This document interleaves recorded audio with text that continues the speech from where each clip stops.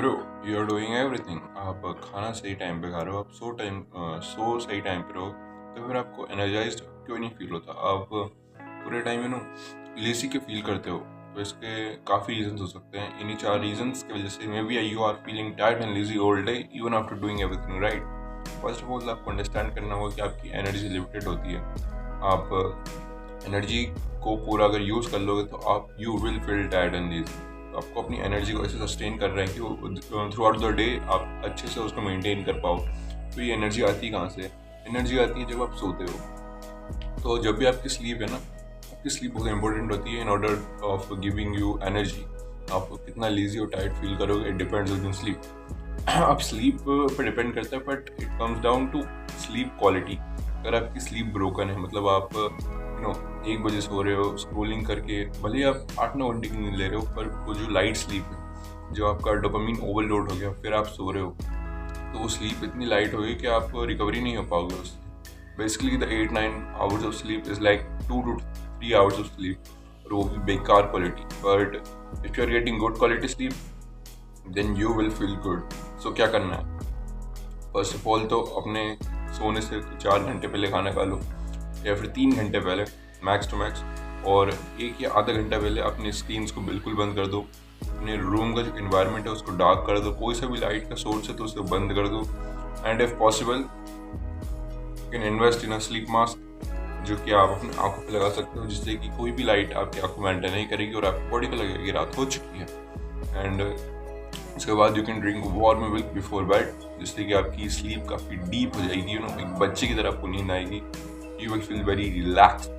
तो अगर आप इन 4 स्टेप रूटीन को फॉलो करोगे तो आपकी स्लीप डेफिनेटली इंप्रूव होगी और आपके एनर्जी लेवल्स में आपको डिफरेंस दिखेगा क्लियरली। सेकेंड पॉइंट है deficiency of vitamin D.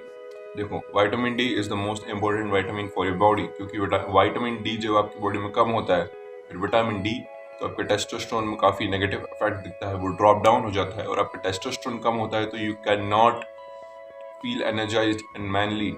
Testosterone ही कम है तो हाउ कैन यू फील दम ड्राइव, पैशन और एनीथिंग?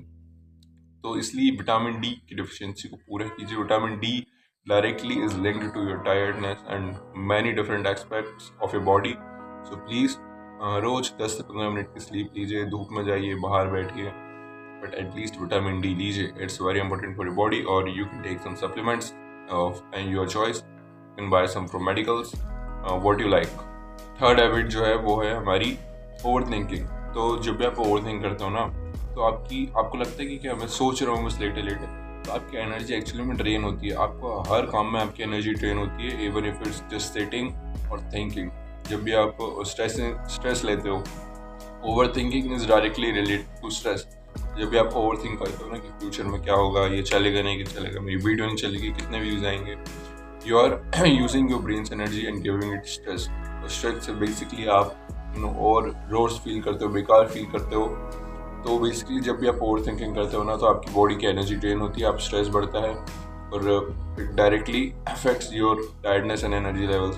तो प्लीज़ ज़्यादा ओवर थिंक मत करो। मेडिटेशन स्टार्ट करो, डेली 1-2 मिनट के लिए चैंटिंग करो, सारे गामा पा, कोई सा भी एक सुर पकड़ो, उसको बोलो, आपके माइंड को रिलैक्स करो, वार्म शावर्स लो, कुछ भी ऐसा करो जिससे कि आपका माइंड रिलैक्स हो और अपने ये जो ओवर थिंकिंग के थॉट्स है इसे डाइवर्ट हो in a good way, not bad way कि कुछ स्क्रोलिंग करने लग गया, गेम्स खेलने लग गए, जिससे कि आपका माइंड डाइवर्ट हो गया। वो एक टेम्पररी है, आप टेम्पररी ओवर थिंक नहीं करोगे, पर आप चाहते हो कि ओवर थिंकिंग की आपकी हैबिट चली जाए, तो आप रियल वर्क पे फोकस करो। नंबर 4 है लो प्रोटीन एंड जंक फूड। देखो होता क्या है, जब भी आप जंक फूड खाते हो बेसिकली उसमें कार्ब्स फिल्ड होते हैं, प्रोटीन बिल्कुल नहीं होता है। जो फॉरेन जंक फूड होता है ना, जो भी नॉन वेज जंक फूड होता है, उसमें तो स्टिल आपको प्रोटीन मिल जाता है, और जो इंडियन जंक फूड होता है उसमें बेसिकली आपको स्ट्रेट अप कार्ब्स मिलते हैं और प्रोटीन के नाम पे तो कुछ नहीं मिलता है।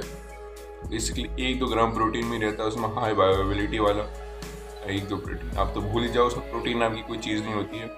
और इंडिया का जंक फूड ही ऐसा है, इसमें आपको सिर्फ कार्ब्स मिलेंगे और ऊपर से आप प्रोटीन भी कम खा रहे हो। आपका इंसुलिन लेवल कितना स्पाइक होगा जब भी आप जंक फूड खाते हो। बेसिकली इंसुलिन स्पाइक होगा आपका, तो आपकी एनर्जी क्रैश होती है। It directly is linked to your laziness and tiredness. आपने देखा हो जब भी आप थोड़ा इंडियन या फिर कोई सी भी कार्ब हैवी मील खाते हो, तो आपको ब्रेन फॉग हो जाता है, आप लेजी फील करते हो, टायर्ड फील करते हो, आपका दिमाग सही से नहीं चलता, you can not process thoughts, can not speak words clearly. तो प्लीज़ अपनी डाइट में प्रोटीन को ऐड करो। कोई से भी मील हो आप उसमें एटलीस्ट 15 ग्राम प्रोटीन खाओ। दिन भर में 3 मील खा रहे हो, 3 बार 15 ग्राम प्रोटीन खाओ।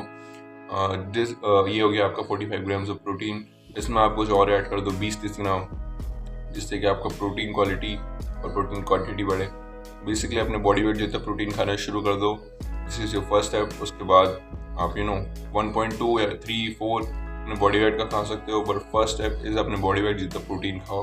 और जंक फूड को जितना कम्प्लीटली हो सकता है अवॉइड करो और घर के खाने के साथ प्रोटीन ऐड करो। This alone can fix half of your problems. थी वो 4 चीज़ें जिससे कि आप daily on a daily basis लो और टायर्ड फील कर रहे हो। अगर आप इन 4 चीज़ों को फॉलो करोगे तो आप लिटरली अपने एनर्जी लेवल्स पे चेंज देखोगे।